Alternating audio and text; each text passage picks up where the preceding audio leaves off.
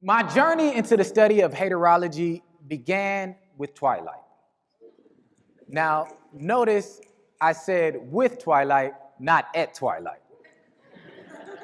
Twilight, of course, being the immensely popular movie series that came out in the early 2000s. At the time these movies were in theaters, I was working with an educational institution that was focused on making sure that teenagers had good character and had healthy relationships.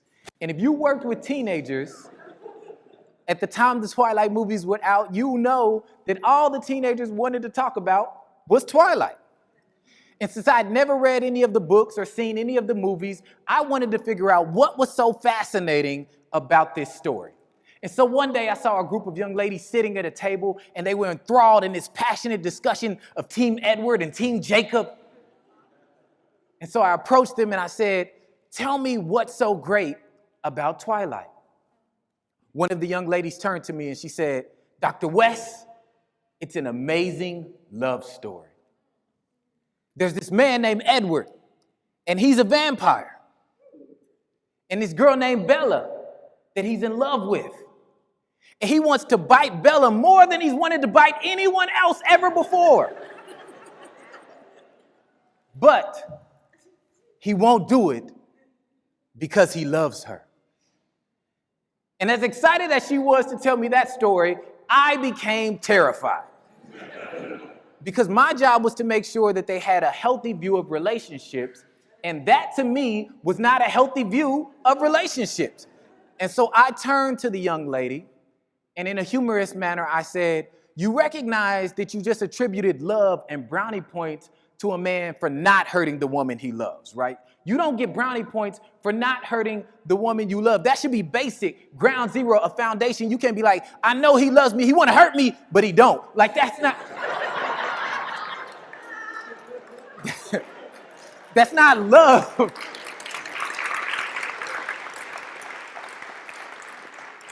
You have to demand more from your relationships. Now, I said this hoping that what would happen is the young ladies would turn and they would say, "You know what, Dr. West, we do demand more for our relationships," or "We recognize this is just a fantasy story," or "God forbid, that makes sense."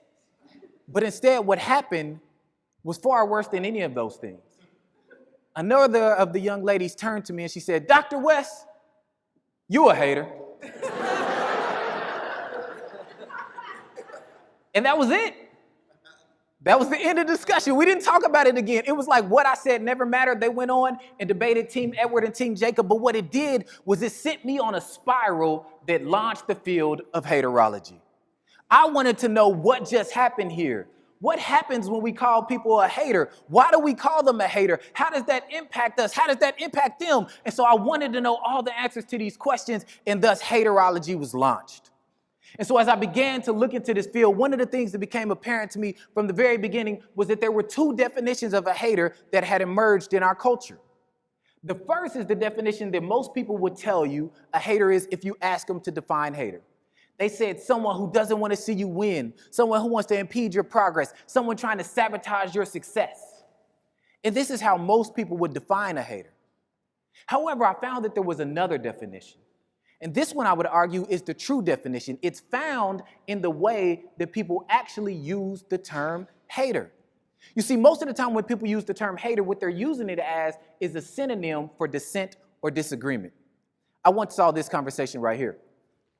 "Bro, them new Jordans is dope, ain't they?" "I don't really like Jordans." "You a hater, man. You always hating." Now, if you look, there's no sabotage here. There's no desire to hold someone back, just the expressing of a dissenting view. You see, and that's what happened in our society, is that we have conflated dissent and disagreement with the idea of hating. And thus all dissent and disagreement is labeled hating, and all dissenters are labeled haters. I call this the hater mindset. And so what I began to do is I wanted to know what kind of impact this mindset would have on us as individuals and as a culture. And so I wanted to talk to someone and study someone who thought deeply about dissent and disagreement and who really thought about this idea of haters. So I turned to the contemporary sage, Gucci Mane. On his album, America's Most Wanted, Gucci Mane has a song called Haterade. And as you can probably guess, it's about haters. But what caught my attention about this song is that in the first 2 lines of his verse, Gucci Mane outlines the way that he responds to people that he views as haters, people who offer a dissenting view or disagreement from him. And I think the way that he responds to them is indicative of the way people who have adopted the hater mindset respond to dissent and disagreement. Gucci Mane starts his verse by saying, "I'm not listening. I'm not interested." And it is at this point that I think we can learn a lot about the way that the hater mindset impacts us as individuals and as a culture. I would argue that there are 2 significant problems with not listening and not being interested in dissent and disagreement. The first is that it inhibits our ability to critically think. Critical thinking scholars who have examined this topic have really broken the process down into 3 steps. The first step is to understand what you really believe about a topic. What are your underlying assumptions? What are your perceptions, your ideas, your beliefs? You take that and you distill that down and figure out what it is you actually know about the topic. Then they argue that the second step is to take that information and to compare it to dissenting views and opinions. But wait, how do you compare your thoughts, beliefs, perceptions, and ideas to dissenting views, thoughts, perceptions, ideas if you won't listen to dissent or disagreement? You can't actually move into the second step of critical thinking, let alone get to the third step, if you won't even listen to dissenting ideas. And thus you inhibit your ability to critically think. The second problem that I see has to do with this idea of interest. Gucci Mane says, when it comes to haters, even if I do listen, I'm not interested. Now, interest is fascinating because interest in dissent and disagreement can actually lead to increased learning. I'll give you a perfect example. I one day found myself involved in a passionate debate with my family. There was yelling and sides were formed. It was intense. And we weren't debating something that's easily solved like gun control or abortion rights. No, we were debating about what really matters. Who's the best basketball player of all time, right? And so sides had been formed, and my side was advocating for Michael Jordan to be the best basketball player of all time. The other side was advocating for LeBron James. And so in the midst of the conversation, I say, Michael Jordan's the best basketball player of all time. He never lost in the finals. To which the other side responded, Michael Jordan never lost in the finals, but he didn't go 7 times in a row. Now that made me pause, because that would be a strong argument. If someone goes to the NBA Finals 7 years in a row, that would be a strong argument for them to be one of the best, if not the best basketball player of all time. And so I turned to one of the people on my side. I said, hey, did you hear what he just said? And he said, nah, he hating anyway. Don't listen to him.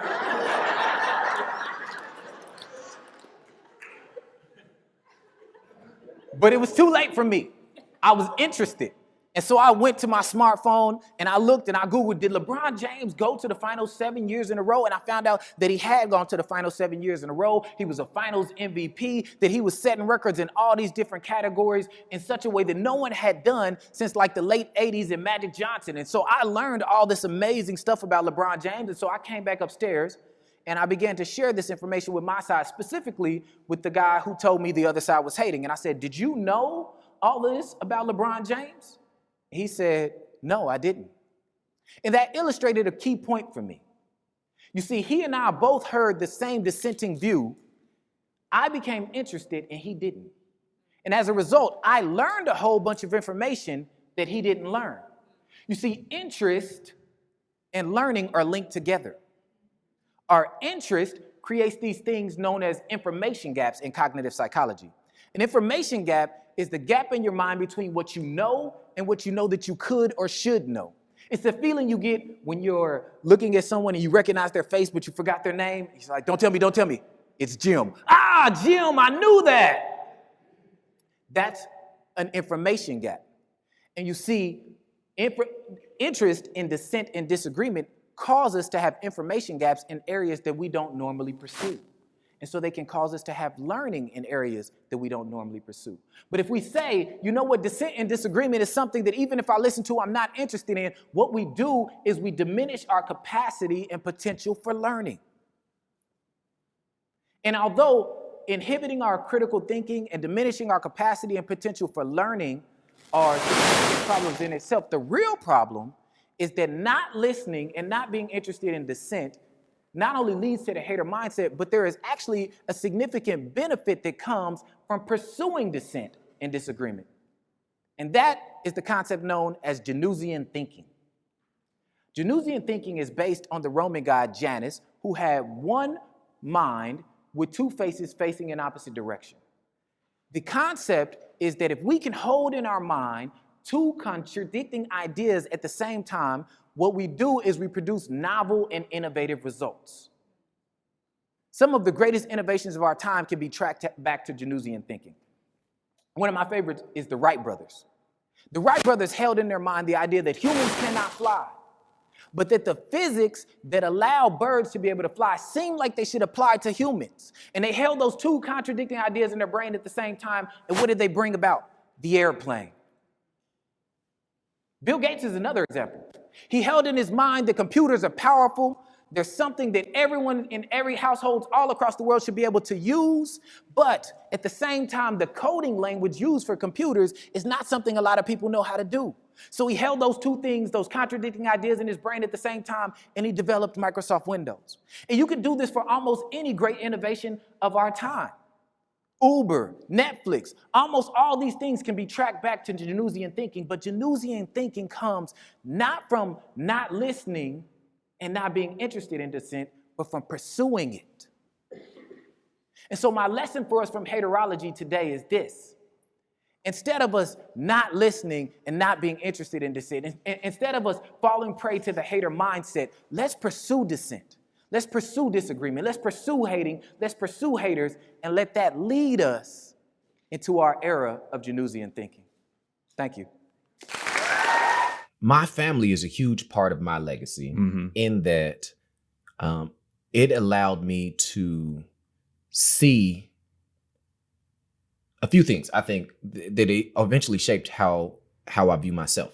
My family grew up kind of all over the place. We were on 51st, we were on 63rd, we were on 12th, we ended up in Raytown. We were just kind of all over the place. But one of the things that always happened is that my family loved people. Right. So I always had massive amounts of people around me. And what I began to immediately recognize was I'm not different from anybody, but I did have some different circumstances. So my dad and my mom are the first people as far back as I've been able to go that stayed together. So my mom and my dad were married for 28 years. And so I grew up.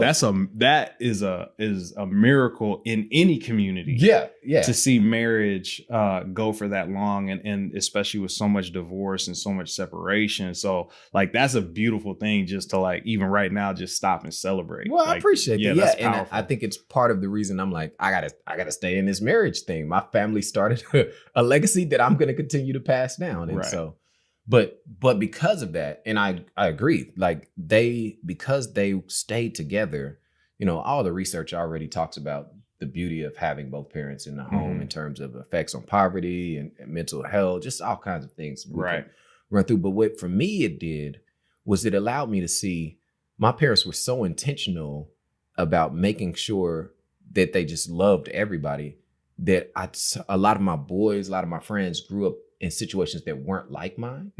And I began to see like, oh, they're not different from me. I just have some different circumstances than me.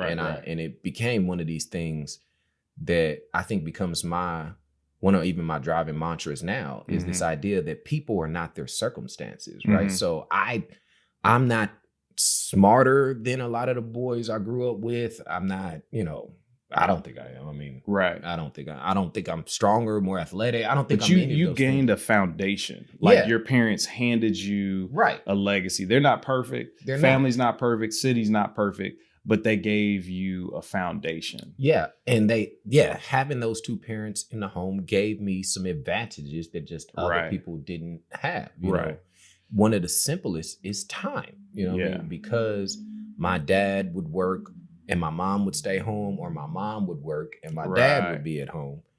I always had someone who had time for me. You know what I mean? My dad used to drive around the entire city he became my basketball coach. And he literally, now that I'm an adult, I recognize the trips he used to make. Wow. Like he would start, and we go from 55th to pick up somebody, and then we drive out and pick up one of my boys in Raytown. Then so he was a dad to them in some ways as well. Yeah. And so because of that, like I said, my parents loved people. I've always had people living with me like my entire life. And so we grew up with the idea that, hey, we have some benefits, we have some things that we've been able to experience.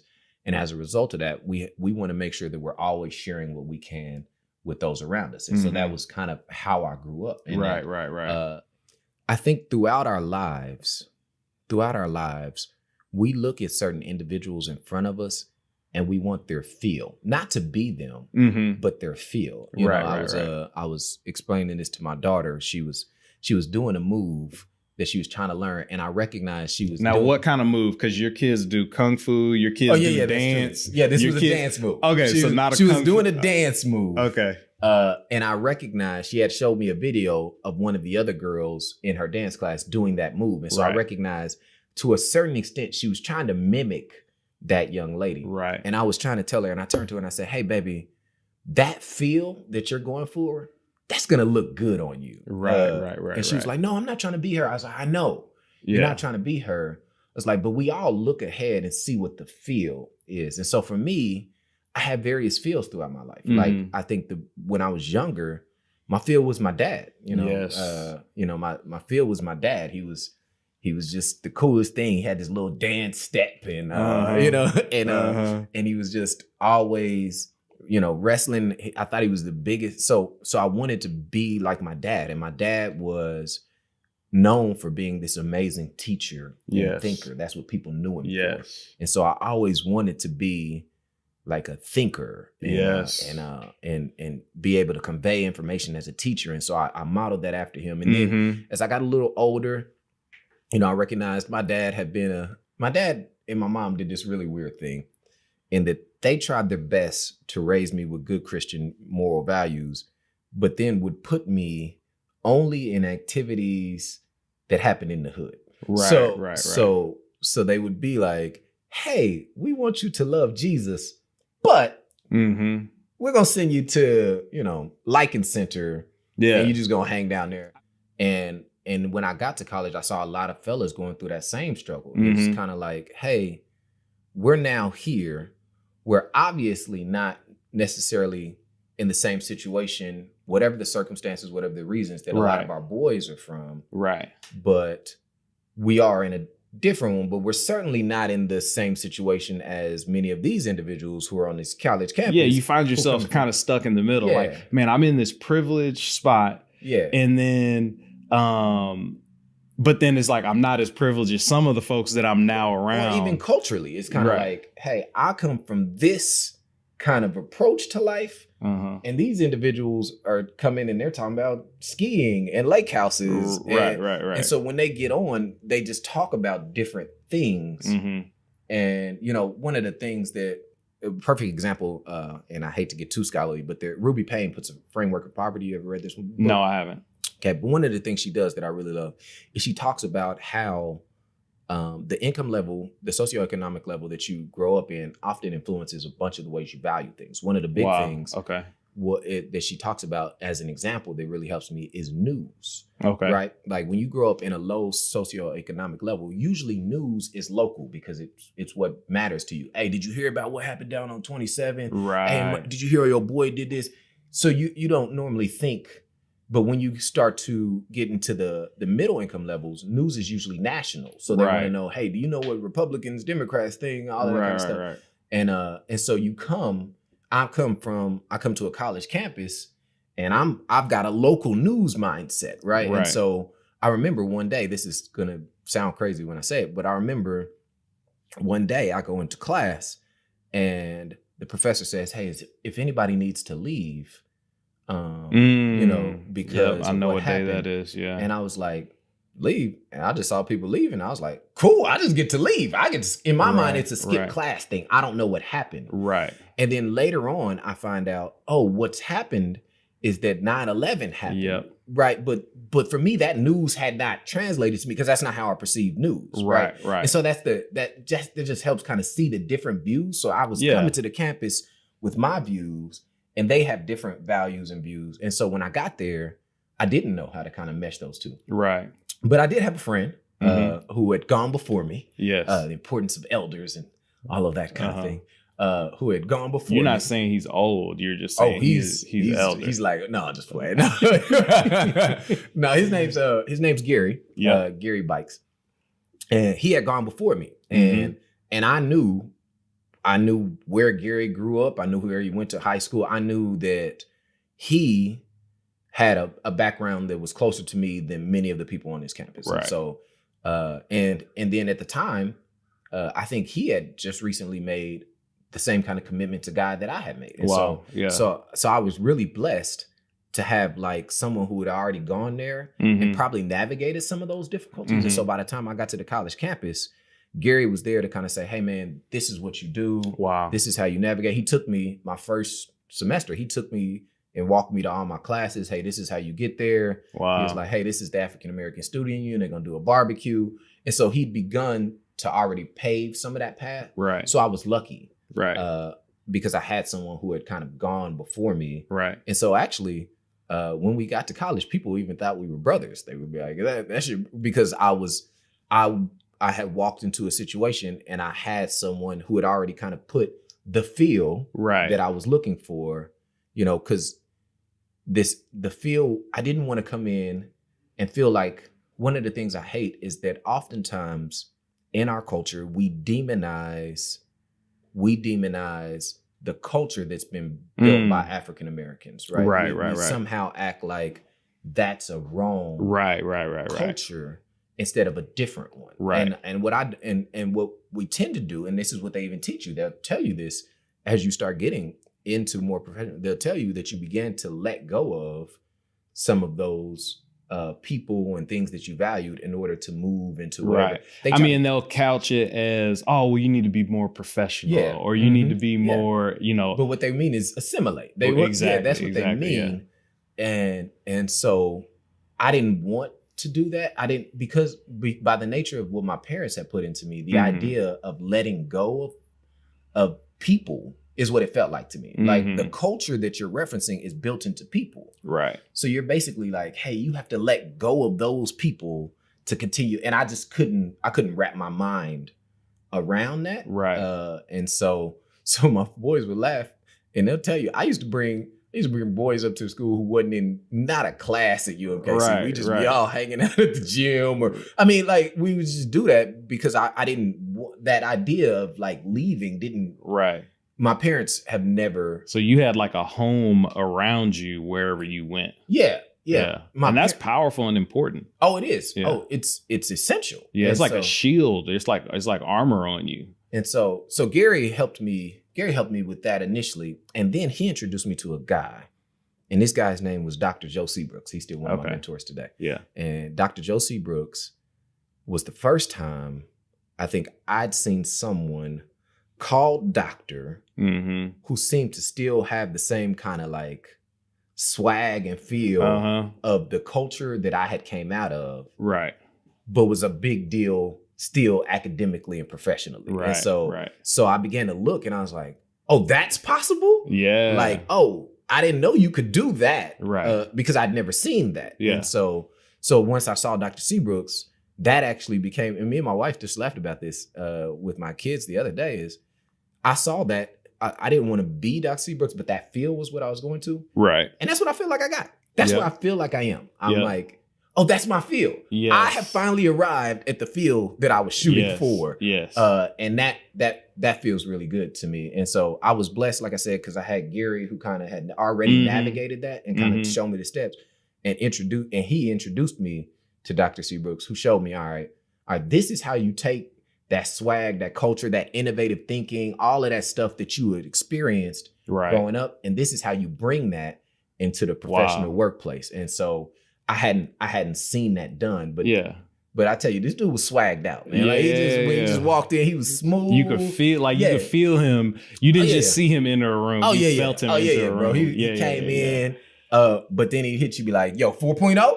And you'd be like, nah, he like, ah. You know what I mean? He like, you were like, hold up, did this dude just challenge me? Did this dude just check me on a 4.0? Like, like, you know what I mean? Like, I've been checked before, but it been stuff like, yo, man up. But I ain't never had nobody check me on a 4.0. Right. You know, he'd be like, so you do that ambassador thing?